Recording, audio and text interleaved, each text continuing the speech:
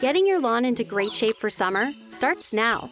All it takes to get it green and healthy is a little attention.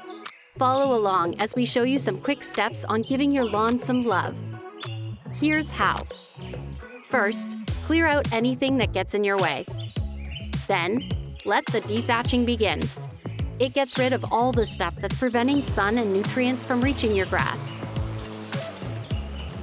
For a fuller, thicker lawn, aerate to allow air and water to reach the roots. Now you're ready to seed. Make it easier with a hand spreader. And don't skimp on the seeds. Speaking of seeds, birds love them. A whimsical way to keep them away? Add a pinwheel. Seeds need help to grow, so keep the soil moist by watering at the coolest times of the day. Then give it a few days, and check to see if it's dry. Now it's time to fertilize.